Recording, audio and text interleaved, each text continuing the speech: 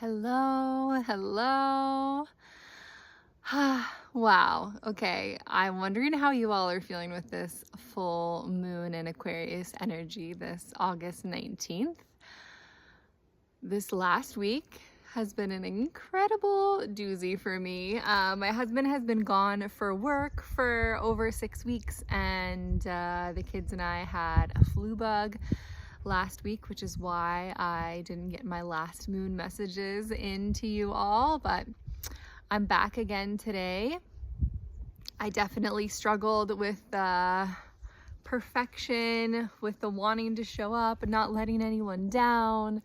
And yet I return to knowing that I need to put my well-being above things like this. But here I am today and excited to do this full moon card pull. I have 2 decks with me. Again, today felt called to have this Raising Free People deck by Akila S. Richards and the Herbal Astrology Oracle by Adriana Ayales. Yes, for me, what is my hair doing there? The theme that has been sort of coming up for me as we approach this full moon. Well, one, I also started my bleed a couple of days ago, and I often find myself as I'm nearing my bleed and in my bleed, at least the first couple days, I feel more kind of internal, introspective. And that was absolutely the case. Even last night, I was like thinking about whether or not, well, yesterday that maybe I would record this a day early. And then I was like, no, yesterday I'm going to feel more of that like outward energy. And that's absolutely true. I was not in the space to offer this yesterday. So here I am on the full moon outside. It's early evening now. But let's see what messages, what soul messages are here to come through for you. Those of you that feel called to be here and soak in these messages. I believe that these messages are for you. They're not for everyone. Okay.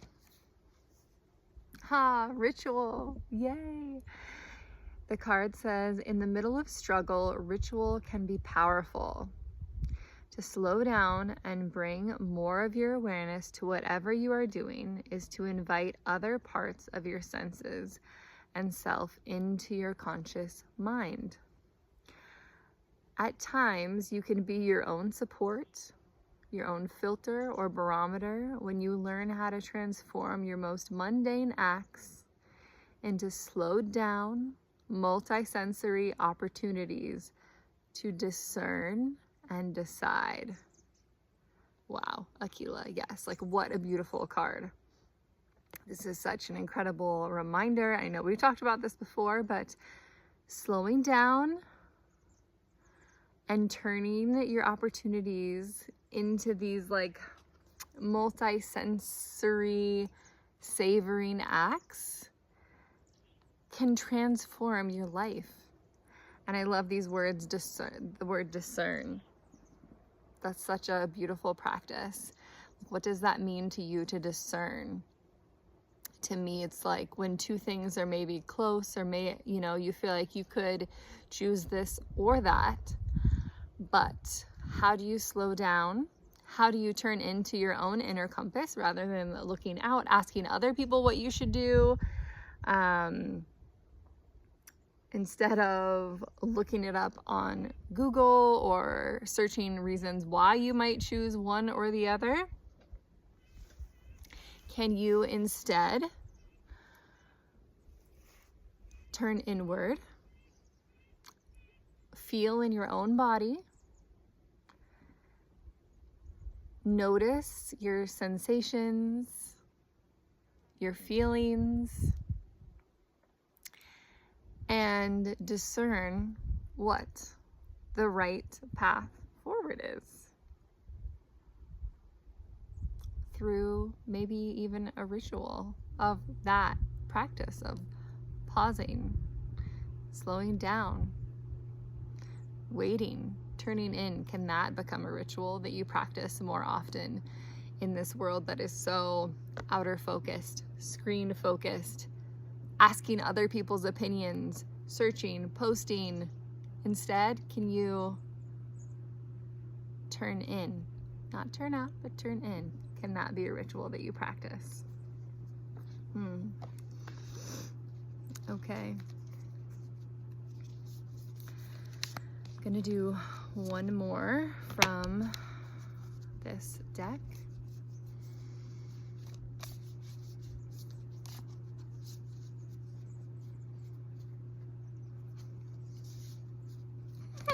This so goes in line. I mean, I haven't read the back, but the word on the front is autonomy. Take up space and let them take up space too. Practice allowing yourself and them to take up space.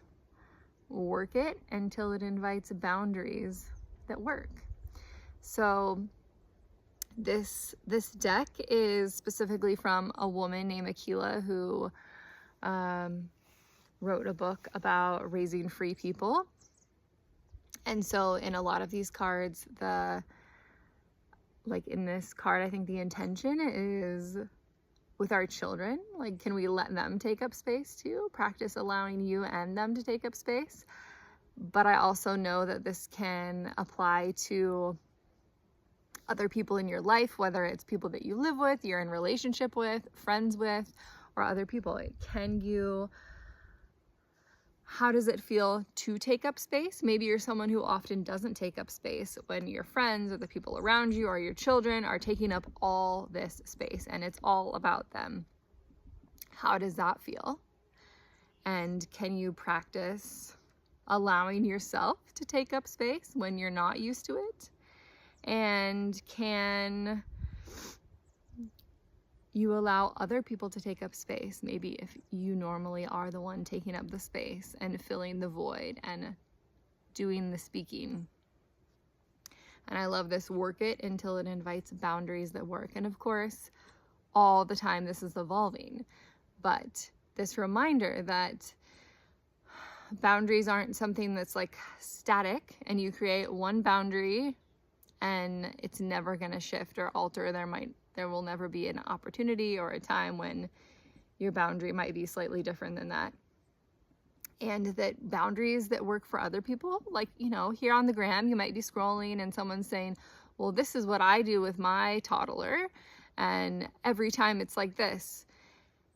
And that's totally fine. There's nothing wrong with that. But for you, you might have a different value or a different way that you want to go about that boundary, or maybe that specific boundary isn't actually important to you, but there are other boundaries that are.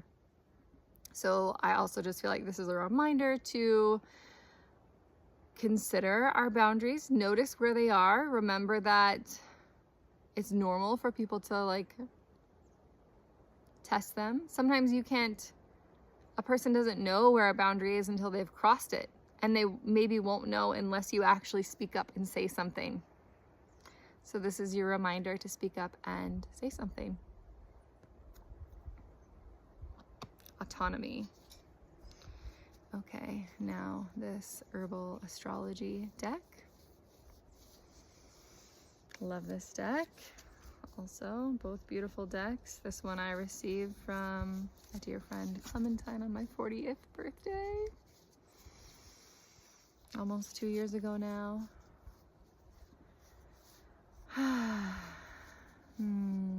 Okay, universe, moon. What's here for today?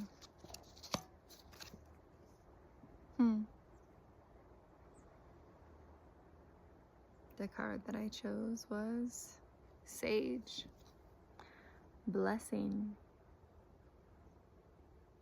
You'll see in this image there's fire. Sage is absolutely one of those plants that people often burn or smudge, smoke medicine. And then here it looks like this one celestial being is, I can't quite tell if the smoke is coming out of her mouth or it's coming down into her, but there are these spirals. There's this full moon up here, which is very fitting. The sage, we have some growing in the garden here. I planted one here not long after we moved in because I love this. It's culinary sage. It's delicious, and you can also burn it.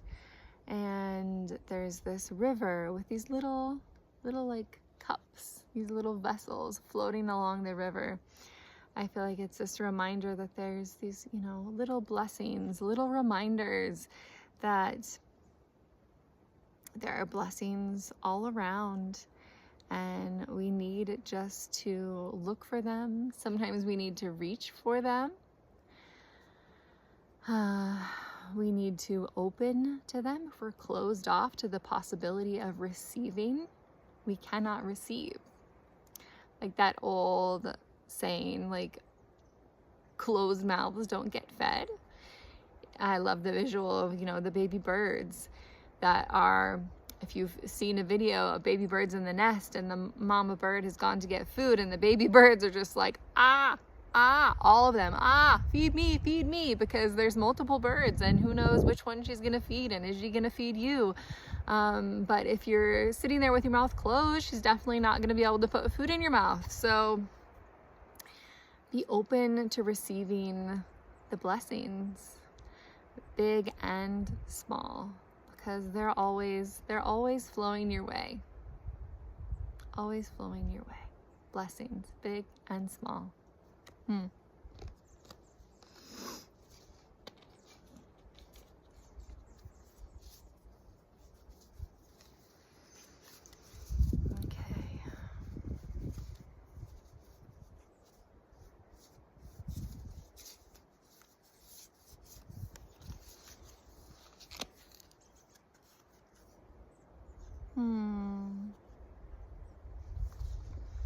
Lemon balm. Lemon balm. Nurture. Yes, I know I needed this reminder, and I feel like we all do.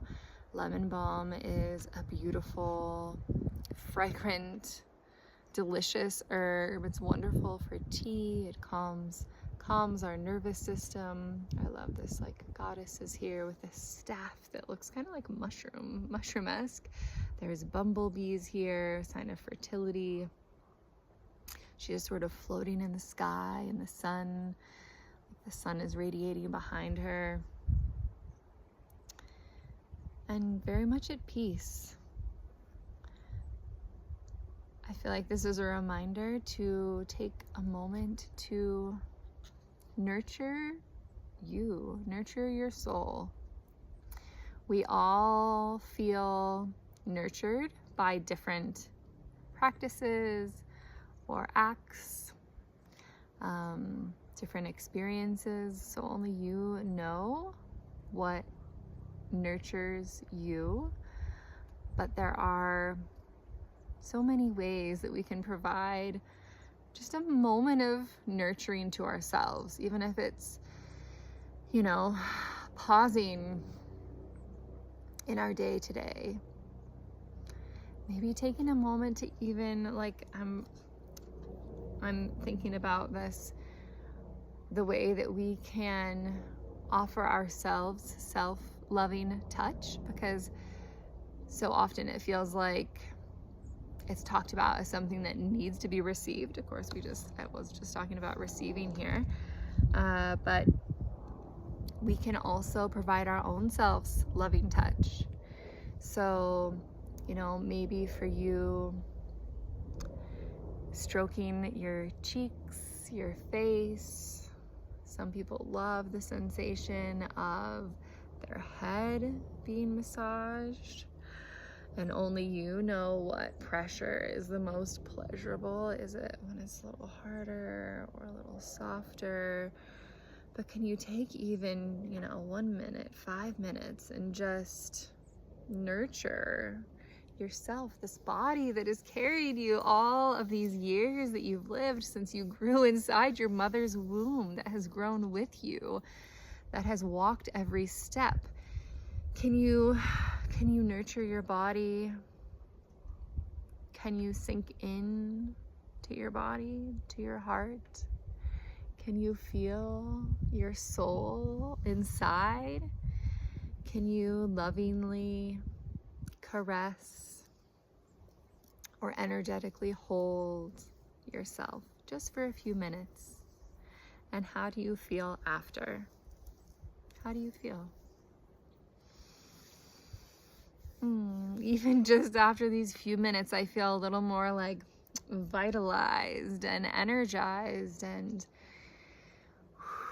almost like that coming together of the body, mind, spirit. I feel that integration just doing those few moments with you. Okay, I feel like I just want to pull one more card from this astrology deck before I close here.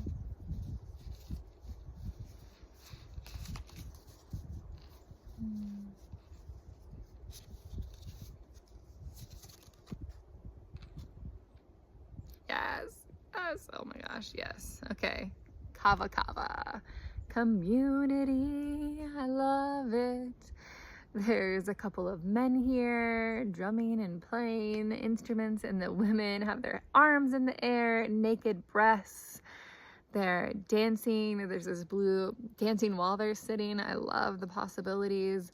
Movement, you don't have to be standing. You can lay down and dance. There are these, you can see the roots. There's this big plant, and then there's little plants and another big plant, and we're connected in this community. Even if we can't see it from the surface. And gathering is so important. Yesterday I had a full moon gathering with my community. It was so lovely to just be in the flesh with these other women.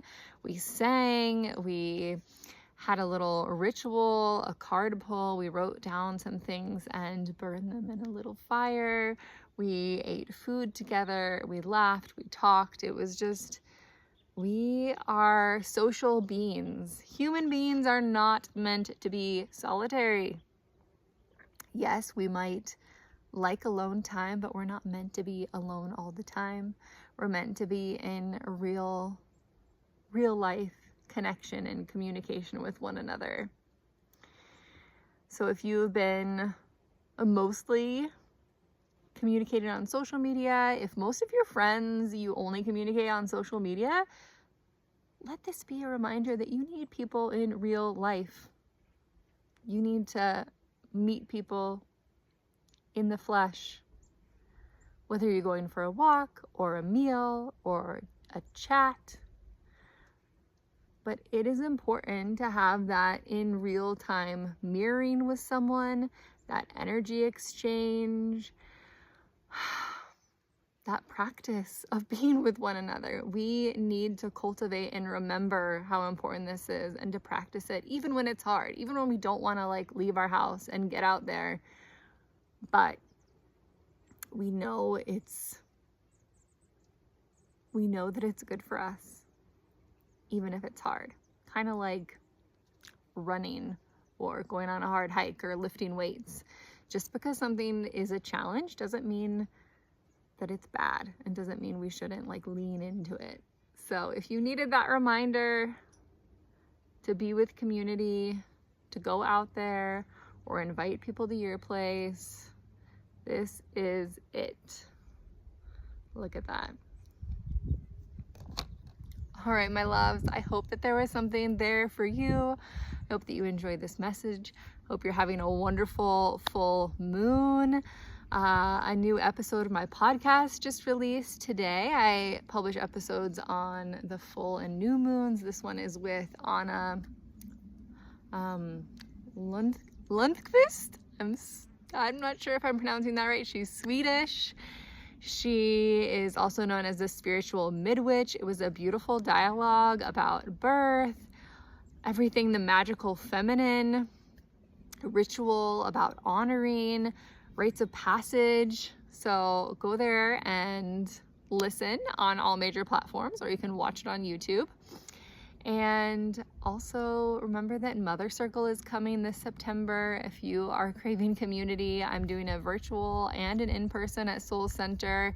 So please register for those. And also the Mother Baby Village Gathering, if you're in Spokane, that is going to be ongoing mostly the second Saturday of every month at Soul Center in Kendall Yards. So come join me. Love, love, love. Mwah.